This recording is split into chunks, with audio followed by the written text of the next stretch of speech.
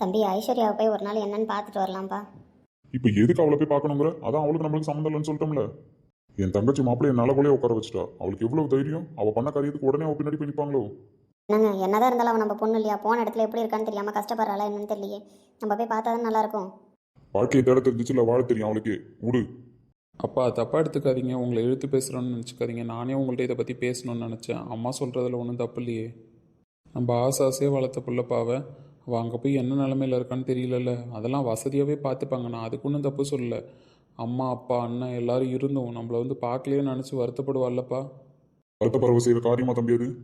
அப்பா அவள் மனசில் என்ன தோணுச்சோ அவள் பண்ணிட்டா. தெரிஞ்சே பண்ணுற ஆள் இல்லைல்லப்பா. நம்ம சின்ன பிள்ளையிலேருந்து அவள்கிட்ட எல்லாமே கேட்டு தான் வச்சு பழகிருக்கோம். ஆனால் இருந்தாலும் அவள் இந்த விஷயத்த மறைச்சிருக்கா. நம்ம அதை பெருசாக எடுத்துக்கக்கூடாது. மறந்துருங்கப்பா. அம்மா சொல்கிற மாதிரி ஒரு நாள் போய் நம்ம என்னன்னு பார்த்து எல்லாம் பண்ணிட்டு வரலாம். எனக்கு சரியா படல, நான் வரமாட்டேன். என்ன நீ உங்கள் அம்மாவை கூட்டிட்டு போயிட்டு வா, அவ்வளோதான். அப்பா திரும்பி திரும்பி கேட்காத தம்பி. இந்த ஒரு நிமிஷம் ஃபோன் வருது. யார் பண்ணுறா? ஹலோ யார்? ஏய் என்ன வாய்ஸ் மறந்துச்சா? நான் தான் விக்ரம் பேசுகிறேன்டா. விக்ரம் யாரு? ஏய் உன் டாக்டர் ஃப்ரெண்டு, உன் கிளாஸ்மேட்டு விக்ரம் பேசுகிறேன். சொல்லுடா, உன் நம்பர் என்கிட்ட இல்லை. அதனால தான் புது நம்பர் வந்தோடனே வாய்ஸ் டக்குன்னு தெரில பார்த்துக்க. சார் அப்போ என் நம்பர்லாம் வச்சிடல. அப்படிலாம் இல்லைடா. சொல்லு, எப்படி இருக்க? எப்படி போயிட்டுருக்கு லைஃபு? அதெல்லாம் நல்லாவே போயிட்டுருக்கு. உங்ககிட்ட ஒரு எமர்ஜென்சி நியூஸ் சொல்ல தான் கூப்பிட்டேன். என்னாச்சுடா? நம்ம ராம் இருக்கான்ல? ஆமாம். என்ன அவனுக்கு? ஒன்றும் இல்லை.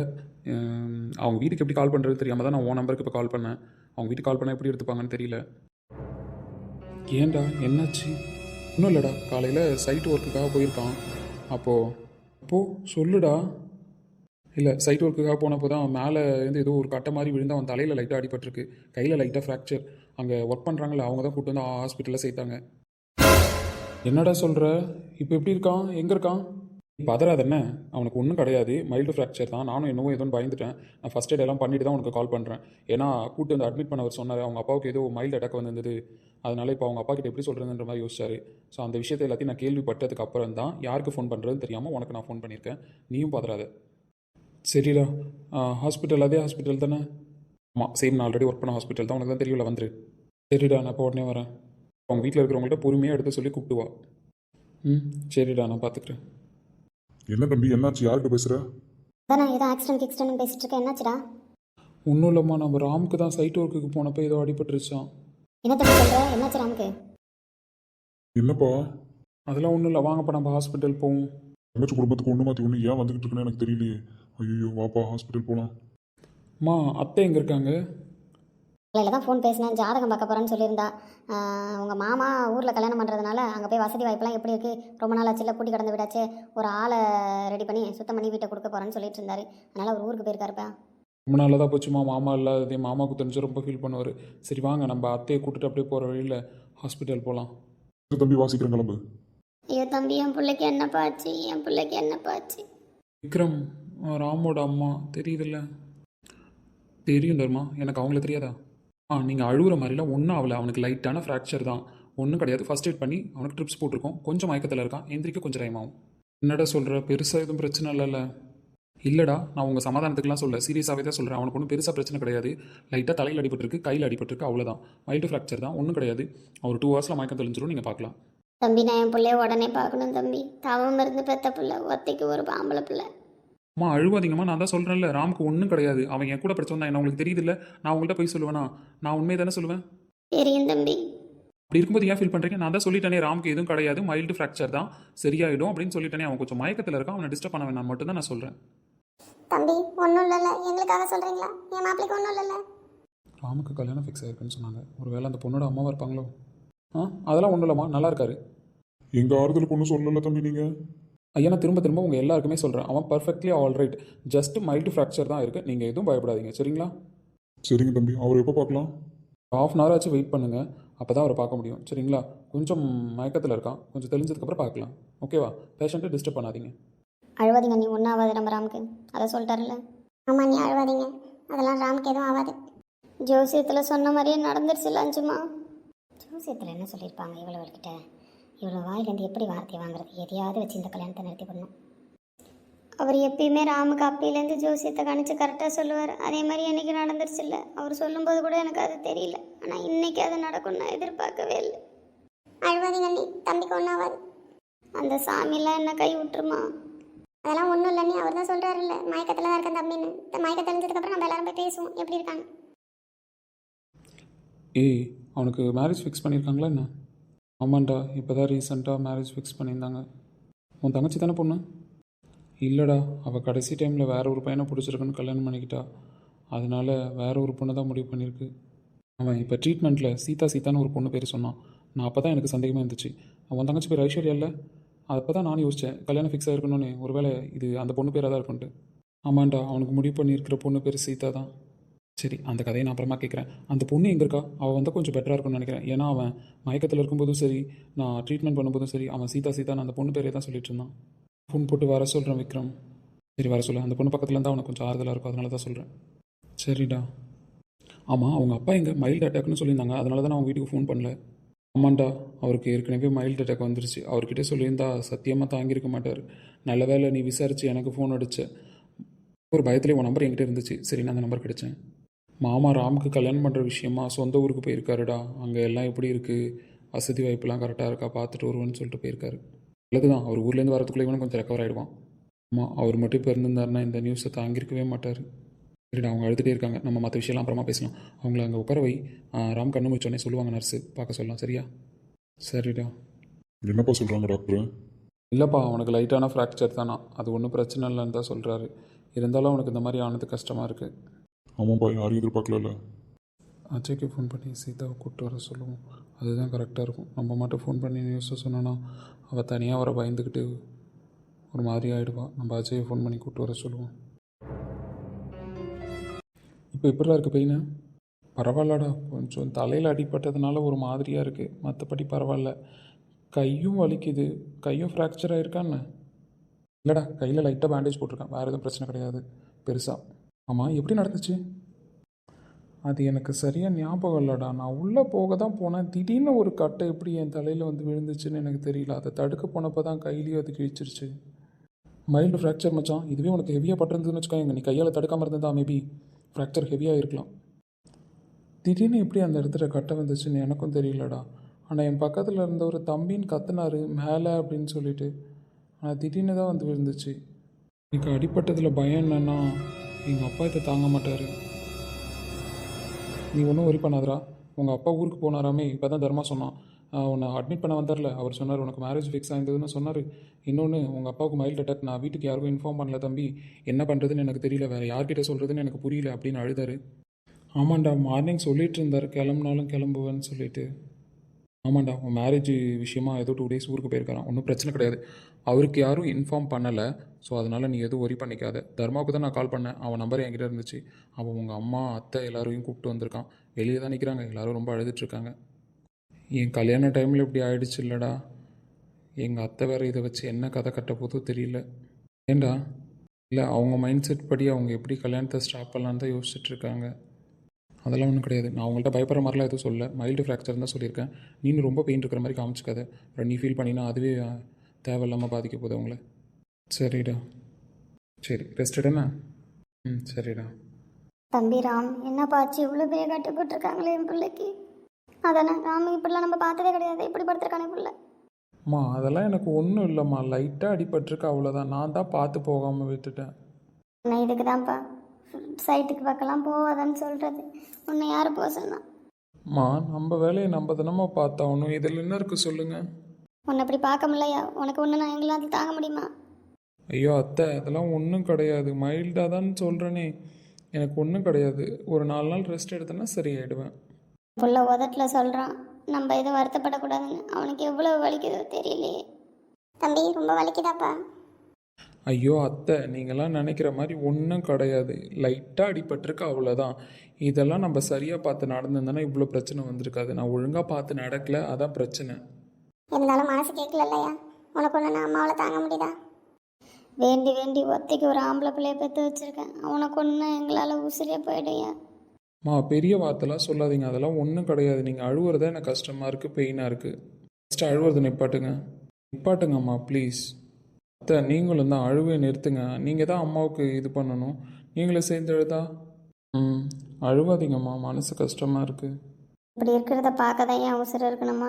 அப்படி அந்த கடவுளுக்கு ஏதாவது ஒரு உசுறு தான் வேணும்னா எனக்கெல்லாம் நாளை கொடுக்கக்கூடாதா? உன்னை ஏன் இப்படி கஷ்டப்படுத்துறாருன்னு தெரியலையே.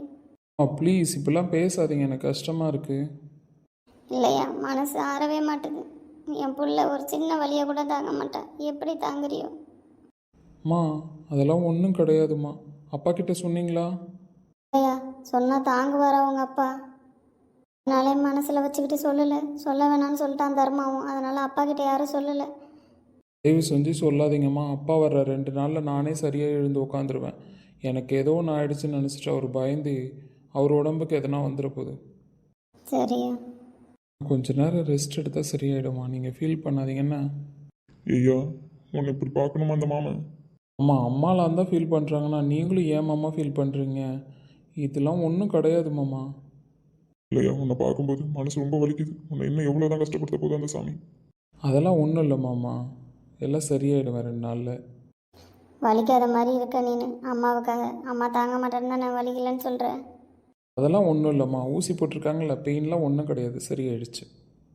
எதுவாக இருந்தாலும் சொல்லியா? மாமா அதெல்லாம் ஒன்றும் கிடையாது, நீங்கள் ஃபீல் பண்ணாதீங்க. டாக்டர் ரவுண்ட்ஸ் வர நேரம், பேஷண்ட்டை சுற்றி இத்தனை பேர் நிற்காதீங்க, எல்லாரும் வெளியில் போங்க. கொஞ்ச நேரம் என் புள்ள கூட இருக்கம்மா. ரெஸ்ட் எடுக்க விடுங்கம்மா. அவருக்கு பெயின் கில்லர் போட்டிருக்கு, தூங்குறதுக்கு இன்ஜெக்ஷன் போட்டிருக்கு. அவர் கொஞ்சமாச்சும் தூங்கினா தான் அவர் உடம்பு ரெக்கவர் ஆகும். நீங்கள் இப்படி உட்காந்து பேசிட்டே இருந்தீங்கன்னா அவருக்கு தலை இன்னும் தான் பாரமாக இருக்கும். ஏம்மா, யாராவது ஒருத்தவங்க கூட இருக்க வேணாமா? அதெல்லாம் வேணாமா, நாங்கள் பார்த்துக்குறோம். தயவு செஞ்சு நீங்கள் பேஷண்ட்டை டிஸ்டர்ப் பண்ணாமல் வெளியில் உட்காருங்க, சரிங்களா? இவ்வளோ தூரம் சொல்கிறாங்கல்ல கண்ணிக்கு, வா வெளில உட்காரும். ஏன் இருப்பியாப்பா? நான் தூங்குனா சரியாயிடுவோம்மா, நீங்கள் ஒன்றும் ஃபீல் பண்ணாதீங்க, வெயிட் பண்ணுங்கள். எமர்ஜென்சினா நாங்கள் கூப்பிடுவோம் மேடம். அப்போ நீங்கள் யாராவது கூட இருந்தால் போதும். இப்போதைக்கு பேஷண்ட்டை விட்டுட்டு வெளியில் இருங்க, சரிங்களா? அவர் கொஞ்ச நேரம் ரெஸ்ட் எடுத்தால் தான் சரியாகும். சரிம்மா. அத்தை, ராமுக்கு என்னாச்சு? மாமா மருமகள் பாத்தியா எப்படி வந்து படுத்துட்டான்? நம்மளெல்லாம் பயமுடுத்துற மாதிரி. அவன் எங்க படுத்தான்? இவெல்லாம் படுக்க வச்சிருக்கா? என்ன நீ என்ன பேசிக்கிட்டு இருக்கீங்க? அதானே, என்ன பேசிட்டு இருக்க? அம்மா அது வந்து நான் எதுவும் பண்ணலை. அதானே, அவன் என்ன பண்ணா? இப்போ நீங்கள் அவன் மேலே பழிய சொல்லிட்டு இருக்கீங்க. ஆமாம், அவன் மேலே தான் பழிய சொல்ல முடியும். பின்ன பொண்ணு முடிவு பண்ண உடனே எல்லாம் இப்படி வந்து படுக்க வச்சிருக்கா? என்ன பேசிட்டு இருக்கீங்க நீங்கள்? என்ன வார்த்தை சொல்லிட்டு இருக்கீங்க? பின்ன உன் பொண்ணத்துக்கு வச்சு கொஞ்சுவாங்களோ? இது வரைக்கும் என் பொண்ணை ஐஸ்வர்யாவை ராமுக்கு பேசிக்கிட்டு இருக்கிற வரைக்கும் அவன் ஏதாவது ஒரு சின்ன தடங்களா இருக்குமா? அவனுக்கு ரத்த காயப்பட்டிருக்குமா? உன் பொண்ணை பேசி முடிச்சது தான் ஒரு வாரம் கூட அவளை, அதுக்குள்ளே இந்த லட்சத்தில் வந்து நிற்கிது. இவ ராசி தான் அவனை இப்படி கொண்டாந்து படுக்க வச்சிருக்கு. இங்கே பாருங்க அண்ணி, தேவையில்லாமல் வார்த்தையை விட்டுக்கிட்டு இருக்கீங்க. இதெல்லாம் நல்லதுக்கு இல்லை, சொல்லிட்டேன். என்ன நல்லதுக்கு இல்லை? இப்போ என்னென்ன சொல்லிட்டேன்னு நீங்களாம் வரைஞ்சு கட்டிட்டு வரீங்க? ஏய், என்ன உங்களுக்கு என்ன பெத்த பிள்ளைய சொல்ற மாதிரி கோவம் வந்துகிட்டு இருக்கு? அவ ராசி தான் இந்த லட்சத்துல வந்து படுத்து கிடக்குறான். பின்ன ரத்த காயம் என்னைக்காவது வந்திருக்கான்? அவனுக்கு உயிர் போற அளவுக்கு போயிச்சு வந்திருக்கான். காரணம் யாரு? இவ தானே. என்கிட்ட ஆஸ்பத்திரின்னு கூட பார்க்க மாட்டேன், அடி வாங்கிட்டு ஓடிட்டு வா பாத்துக்க. நான் அப்படிதாங்க பேசுவேன். வந்த உடனே கூட உங்க தங்கச்சி சொன்னா, காதுல வாங்கினீங்களா வாங்கலையா? ஜோசியத்துல சொன்ன மாதிரியே நடந்துருச்சுன்னு சொன்னா. அப்பனா என்ன அர்த்தம்? 2 பேருக்கும் ஜாதகம் பார்த்ததுல ஜாதகம் பொருத்தம் இல்லைன்னு அர்த்தம். அதானே வாயை திறக்கறால பாருங்க. தேவையில்லாம பேசிட்டு இருக்க நீ. நான் தேவையோட தான் பேசிட்டு இருக்கேன். காலைல ஜாதகம் பார்க்க போனாலே அந்த கதை என்னாச்சு? வந்த உடனே அவகிட்ட சொல்லி அழுதுட்டு இருந்தாலே ஜோசியத்துல சொன்ன மாதிரியே ராமுக்கு ஆயிடுச்சுன்னு. அப்ப என்ன அர்த்தம்? ஜோசியத்துல சொன்னது நடந்திருக்கு. ஜோசியத்தில் என்ன சொன்னாங்கன்னு உங்களுக்கு முழுசாக தெரியுமா? தெரியாமல் பேசிகிட்டு இருக்கீங்க. நானும் 5 தான் ஜாதகம் பார்க்க போனோம். எங்களுக்கு தான் தெரியும் ஜாதகத்தில் என்ன சொன்னாங்கன்னு. அது தெரியாமல் நீங்கள் ஏன் பேசிகிட்டு இருக்கீங்க? நல்லா இருந்த ஒரு புள்ள திடீர்னு இப்படி உயிர் பாதிப்பு வர்ற அளவுக்கு வந்து படுத்து கிடக்குறானே. நம்ம பிள்ளையாச்சு, அவன் மேலே பாசம் இருக்கணும்னு இல்லை. எவ்வளோ பெத்த பிள்ளைய தூக்கி வச்சுட்டார? யாரோ பெத்த பிள்ளையா இருந்துட்டு போட்டோம். நீங்கள் சொல்கிறபடியே இப்போ அவள் என் வீட்டு மருமக. அவளை பேசுறதுக்கு உங்களுக்கு எந்த உரிமையும் கிடையாது. பெத்த புள்ள அங்கே உயிருக்கு போராடிட்டு கிடக்குறான். இவ்வளோ தூக்கி வச்சுட்டு ஆறல அந்த அளவுக்கு ஒன்று மயக்க வச்சிருக்காங்க ஆத்தால மோளும். இங்க பாருங்க, என்ன வேணாலும் பேசுங்க. என் பொண்ணை பேசுனீங்க அவ்வளவுதான், உங்களுக்கு மரியாதை இருக்காது சொல்லிட்டேன். என்ன மொத்த சொத்தையும் வளைச்சு போடலாம் தானே இப்போ பொண்ணை விட்டு அண்ணன் பிள்ளைய கையில போட வச்சிருக்க? இதுக்கப்புறம் வாயை திறந்த வாயை உடைச்சிருவன் சொல்லிட்டேன். உனக்குலாம் நல்ல பேச்ச பேச வராதா? நீ எல்லாம் என்ன பொம்பளமா? அவங்கள அடிக்காதீங்கப்பா, என் ராசி தான். அவங்க சொல்ற மாதிரி தான். இது வரைக்கும் ராம் நல்லா தானே இருந்தாரு. இப்போ எனக்குன்னு கல்யாணம் பேசி முடிச்சதுக்கு அப்புறம் தானே இப்படி ஆயிட்டாரு. அவங்க சொல்றது கரெக்டு தான். நான் ராசி இல்லாதவ தான். வாய முறையா என் பிள்ளைய பத்தி எனக்கு தெரியும். அவங்க தான் பேசுறாங்கன்னா பைத்தியக்காரிமா நீ பேசிட்டு இருக்க? இல்லம்மா, என்னாலதான் ராமுக்கு இப்படி ஆச்சு. அதான் உன் பொண்ணுக்காரியே சொல்றாள் என்னாலதான் ஆச்சுன்னு. அப்புறம் வேற என்ன வேணும்? பாரு, திருப்பி பேசுனா என்ன பண்ணுவான்னு எனக்கே தெரியாது. நான் மனுஷனா இருக்க மாட்டேன். ஃபர்ஸ்ட் முழுசா என்ன நடந்துச்சுன்னு தெரிஞ்சுக்கிட்டு பேசுங்க. தேவையில்லாம ஏன் பேசிட்டு இருக்கீங்க? இப்போ என்ன கதை சொல்ல வர நீ? ஜோசியர்கிட்ட நாங்கள் போனதெல்லாம் உண்மைதான், பொருத்தம் பார்த்ததும் உண்மைதான், கல்யாணம் தேதி குறிக்க தான் போனோம். ஆனால் ஜோசியர் என்ன சொன்னாருன்னு தெரியுமா உங்களுக்கு? இவர் ராசியால தான் ராம உயிருக்கே பாதிப்புன்னு சொல்லியிருப்பாரு. வேற என்ன சொல்லியிருக்க போறாரு பெருசா? ஃபஸ்ட்டு எதுவாக இருந்தாலும் முழுசாக தெரிஞ்சுக்கிட்டு பேசுங்க, தெரியாத பேசாதீங்க. பிள்ளைய பெத்த நானே தைரியமாக தான் நின்றுக்கிட்டு இருக்கேன், உங்களுக்கு எங்கேருந்து வருது? ஓ, அந்த அளவுக்கு இவளுங்க மயக்க வச்சுட்டாளுங்களா உன்னை? திரும்ப திரும்ப பேசுகிறேன். நீ என் மருமகளை பற்றி பேசுனீங்க, நான் மனுஷியாக இருக்க மாட்டேன், அவ்வளோதான் சொல்லிட்டேன். ஃபஸ்ட்டு தெரிஞ்சுக்கிட்டு பேசுங்க. அப்படி என்னதான் சொல்லு, நானும் தெரிஞ்சுக்கிட்டு பேசுகிறேன். என்னையா அப்படி சொல்லிட்டீங்க? அவன் உயிருக்கே பாதிப்புன்னு சொல்கிறீங்களே, இதை எப்படி மனசை தேத்திக்கிறதுன்னு எனக்கு புரியல. வேற ஏதாவது இதுக்கு பரிகாரம் பண்ணணுமா சொல்லுங்க, உடனே பண்ணிடுறோம். இதுக்கு ஏதாவது வழி இருக்குங்களா ஐயா? இருக்குமா, வழி இருக்கு. இப்போ நீங்க ஒரு ஜாதகம் கொண்டு வந்திருக்கீங்களா, பொண்ணோட ஜாதகம். ஆமாம். அந்த பொண்ணு ஜாதகம் தான் இதுக்கு பரிகாரமே. என்னையா சொல்கிறீங்க? எங்களுக்கு ஒன்றும் புரியலையே. இதுக்கு முன்னாடி நீங்க பார்த்த பொண்ணு ஐஸ்வர்யா இருக்கல்ல, அந்த பொண்ணோட ஜாதகமும் தம்பி ஜாதகமும் ஏற்கனவே பார்த்திருக்கீங்க. எல்லாம் ஒத்து போகுதுன்றதுனால தான் கல்யாணம் முடிவு பண்ணலான்ற மாதிரி பேசி வச்சிருந்தோம். ஆனா இந்த பொண்ணு ஜாதகம் அதை விட அருமையா இருக்கு. என்னையா சொல்றீங்க? எங்களுக்கு ஒன்றும் புரியலையே. கடவுள் இருக்காருன்றதை நம்ம நம்புறோம் இல்லையா, அதே மாதிரி தான் ராம் தம்பிக்கு யார் கூடயோ கல்யாணம் இருக்க வேண்டியது. அந்த பொண்ணு திடீர்னு வேற ஒரு பையனை கல்யாணம் பண்ணிக்கிச்சு. திடீர்னு இந்த பொண்ணை நீங்க முடிவு பண்ணன்னு சொல்றீங்க. ஜாதகம் பார்க்கல, எதுவும் பார்க்கல. ஆனா இந்த பொண்ணு தான் இந்த மாப்பிள்ள தான் கல்யாணம் பண்ணி வைக்கணும்னு நீங்க முடிவு பண்ணிட்டீங்க. அப்படித்தானே? ஐயா, திடீர்னு எடுத்த முடிவு தான். இதுதாம்மா கடவுள் போட்ட முடிச்சுங்கிறது. அதை யாராலையும் அவுக்க முடியாது. காலம் வரும்போது அது தானா கணிஞ்சு வரும். எனக்கு ஒன்றும் புரியலையா. நான் உங்களுக்கு புரியுறபடியே சொல்றேன். இந்த பையன் ஜாதகத்துக்கு இந்த பொண்ணு ஜாதகம் தான் பொருத்தமா இருக்கு.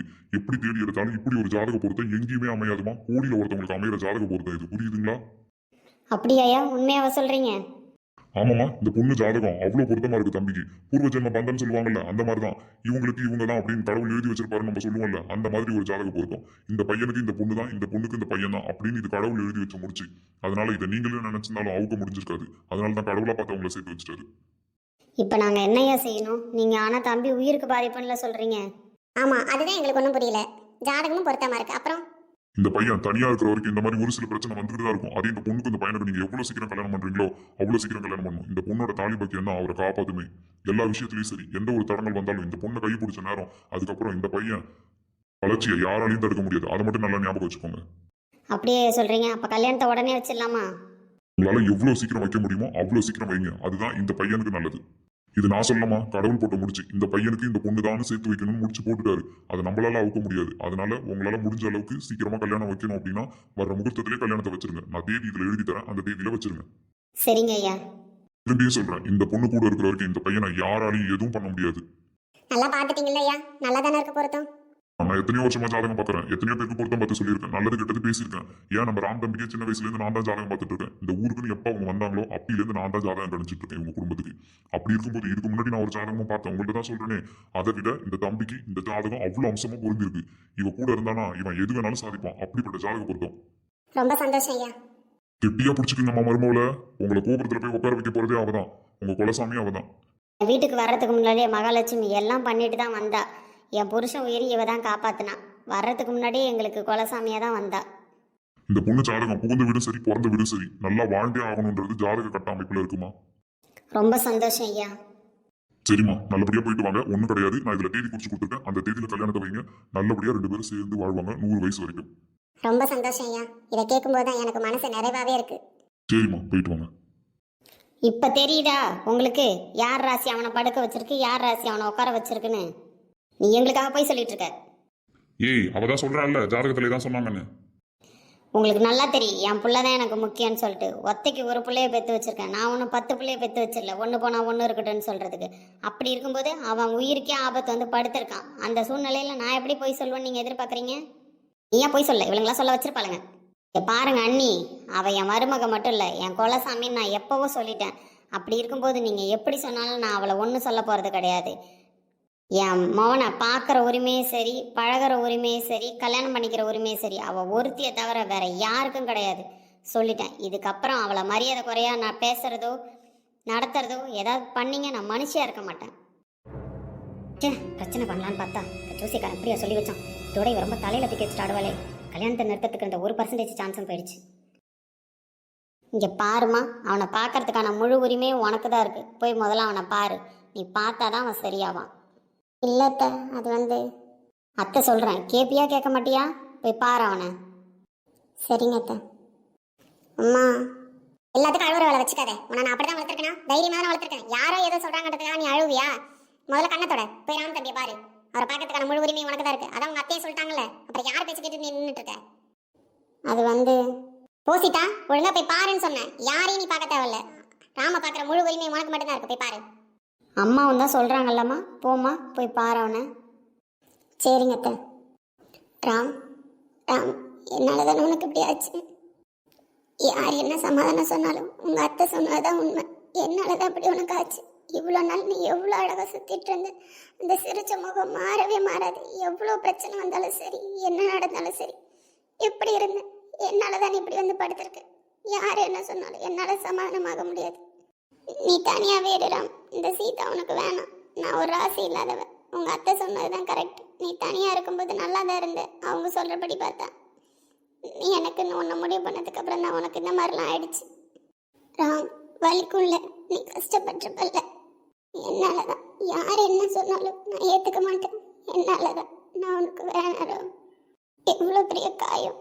ஐயோ, ஏதாவது கடவுள் கஷ்டம் கொடுக்குற மாதிரி இருந்தா எனக்கு கொடுத்துருக்க கூடாது. உனக்கு ஏன் கொடுத்தாருன்னு தெரியல. என் மனசு எப்படி பதறது தெரியுமா?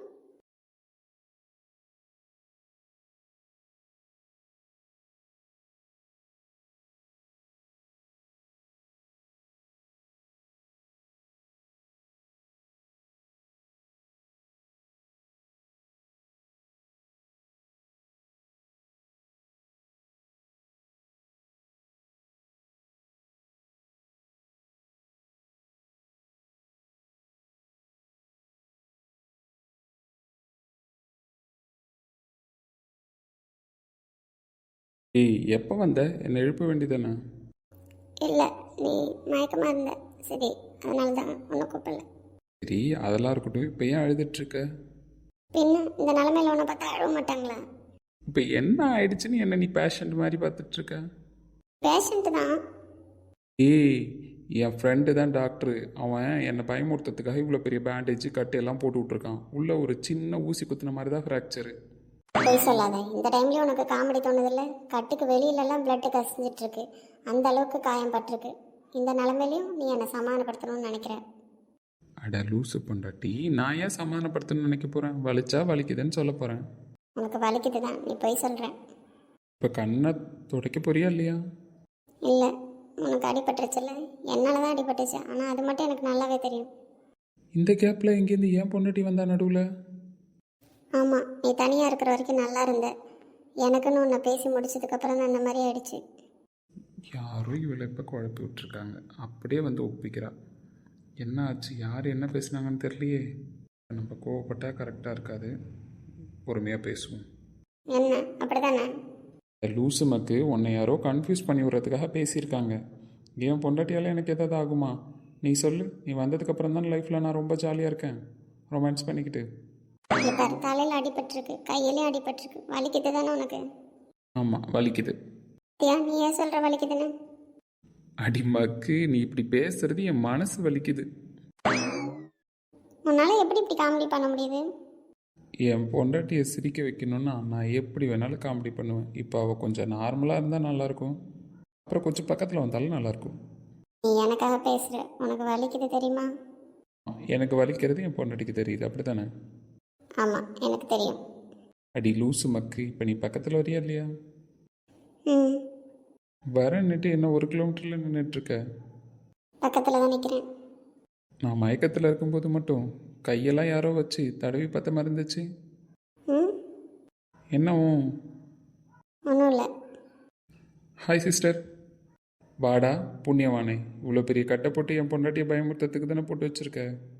ஆமாம், சிஸ்டர் கொஞ்சம் பயமுறுத்தி பார்க்கணுன்னு எனக்கு ஆசை தான், அதை போட்டு வச்சுருக்கேன். டேய் நல்லவனே, சொல்லிட்டு போவோம் வாயாலே உன் சிஸ்டர்கிட்ட. எனக்கு ஒன்றும் கிடையாது, சின்ன ஊசி குத்தின மாதிரி ஃப்ராக்சர் தான். அதுக்கு நான் தான் பயமுறுத்துறதுக்கு இவ்வளோ பெரிய பேண்டேஜை போட்டு வச்சுருக்கேன். ஆமாம் சிஸ்டர், இவ்வளோ சின்னதாக ஊசி கிழிச்ச மாதிரி தான் இருந்துச்சு ஃப்ராக்சர். நான் தான் கொஞ்சம் பில்டப்புக்காக பேண்டேஜ்லாம் போட்டு வச்சுருக்கேன். என் ஹாஸ்பிட்டலில் இருக்கிற பேண்டேஜும் வித்தாகணும் இல்லையா, அதான் இவன் தலையில் கட்டி வச்சுருக்கேன். 2 பேரும் சேர்ந்து போய் சொல்லிட்டு இருக்கீங்க. வந்ததுலேருந்து உண்மையை தான் சொல்லிகிட்டு இருக்கோம். நீ மட்டும்தான் பொய்யன்னு நினச்சிட்ருக்க. ஐயோ சிஸ்டர், ஒன்றும் கிடையாது. அவனுக்கு கையில் லைட்டாக ஃப்ராக்சர், தலையில் லைட்டாக ஃப்ராக்சர். ஒரு 2 டேஸில் இருந்து நடந்துருவான். இதையே பாவமாக வச்சு உங்கள்கிட்ட ஏதாவது சிம்பத்தி ட்ரை பண்ண போகிறான். அடப்பாவி, ஏண்டா இப்போ ஏன் அடிமடியில் கை வைக்கிற? என்ன தங்கச்சியை பார்த்தா ரொம்ப இன்னசென்ட்டாலாம் இருக்குது. நீ வலிக்குது, அப்படி வலிக்குது, இப்படி வலிக்குதுன்னு தங்கச்சியை எதனா அது மிஸ்யூஸ் பண்ணிட்டீனா? ஆமாம், அவன் தங்கச்சி அப்படியே மிஸ்யூஸ் பண்ணிட்டாலும். உனக்கு அடிபட்டிருக்கு. 2 பேரும் என்ன பேசிட்டு இருக்கீங்க? பேசிகிட்டு இருக்கோம் சிஸ்டர். இவன் யாருன்னு தெரியுமா உனக்கு? தெரியல, ஆனால் ரொம்ப நாள் பழக்கன்ற மாதிரி உங்கள்கிட்ட பேசிட்டு இருக்காங்க. ஆமாம், இந்த வெங்காயம் என்னோட கிளாஸ்மேட், ஸ்கூல்மேட். நான், விக்ரம், தர்மா எல்லாரும் கிளாஸ்மேட்டு, அஜய் எல்லாரும். ஆமாம் சிஸ்டர், ஒருத்தவங்களுக்கு ஒரு ஃபீல்டு போயிட்டோம். இவன் அப்பப்போ காண்டாக்டில் இருப்பான், இப்போ கொஞ்சம் நாளாக காண்டாக்டில் இல்லை. அதுக்கப்புறம் என் ஹாஸ்பத்திரி ஒழுங்காக ரன் ஆகலன்னு இப்போ ஃபீஸ் கட்டுறதுக்கு வந்திருக்கான். என்ன சொல்கிறீங்க? ஆமாம், ஹாஸ்பிட்டல் கொஞ்சம் டல்லாக போயிட்டு இருக்குன்னு சொன்னேன். அதான் சரி மச்சான், நான் ஒரு 4 நாள் வந்து அட்மிட் ஆகிறேன், அதில் நீ கொஞ்சம் டேக் ஓவர் பண்ணிக்கோன்னு சொல்லிட்டான். என்ன காமெடி பண்ணுறீங்களா? ஐயோ சிஸ்டர், இவ்வளோ சீக்கிரம் கண்டுபிடிச்சிட்டிங்களா எங்கள் 2 பேரையும்? போதும்டா, ரொம்ப பயந்து போயிருக்கா. சரி சரி, நான் கிளம்புறேன். நீ எப்படி இருக்கன்னு பார்க்க தான் வந்தேன். மயக்கெல்லாம் தெளிஞ்சிச்சா? எங்கே ஒருத்தி அழுது தெளிய வச்சிட்டாலே. சரி, இதுக்கப்புறம் உனக்கு மெடிசன் எதுவும் தேவையில்லையே, சிஸ்டர் கூட வந்தால் போதும்ல? போதும் போதும், நீ கொஞ்சம் இடத்த காலி பண்ணால் நல்லாயிருக்கும். அடப்பாவி, நான் டாக்டர்டா. பரவாயில்ல, கிளம்பு. பார்த்தீங்களா சிஸ்டர், உங்களை பார்த்தோன்னே என்ன கைட்டி வர்றான். போடா டேய், கம்ப்ளைண்ட்லாம் நாளைக்கு பண்ணிக்கலாம். இதுக்கு மேலே இருந்தால் இவன் என்ன அடிச்சிருவான். நான் கிளம்புறேன். பாய் சிஸ்டர், பார்த்துக்கடா உடம்ப. எதனாவதுனா சிஸ்டருக்கு சொல்லு. சிஸ்டர் கிட்ட தானே சொல்ல போகிறேன். பைத்தியமே, அந்த சிஸ்டரை சொல்லலை, ஹாஸ்பிட்டலில் இருக்கிற சிஸ்டரை சொன்னேன். பெயின் கில்லர் எதாவது கொடுப்பாங்க, சொல்லு சரியா? இனிமேல் பெயின் கில்லர் தேவைப்படாது, என் பக்கத்தில் தான் உன் சிஸ்டர் இருக்காங்களே. சரிதான், சரி பார்த்துக்கோ, வர சிஸ்டர். என்னடி திருப்பி மறைக்கிற? அவன் தான் சொல்லிட்டான்ல ஒன்றும் இல்லைன்ட்டு. இல்லை, எனக்காக அவங்க போய் சொல்லிட்டு இருக்காங்க. சப்பா, இப்போல்லாம் ஒரு விஷயத்தில் நம்ப வைக்கிறதுக்குள்ள மனுஷனுக்கு ஆவியும் ஜீவனும் போயிடும். ஃப்ராடு. ஆமாம், ஃப்ராடு தான். இப்போ நீ பக்கத்தில் வரியா இல்லையா? வரமாட்டேன். என்னை பார்த்தா பாவமா இல்லையா? இல்லை. இதெல்லாம் சரி வராது, நம்ம வேலையை ஆரம்பிக்க வேண்டியதான்.